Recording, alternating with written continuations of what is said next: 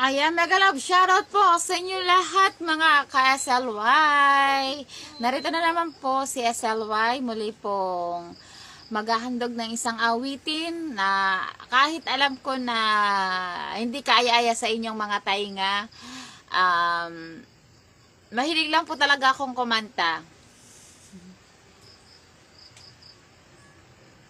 Minsan natikman ang init ng iyong halik.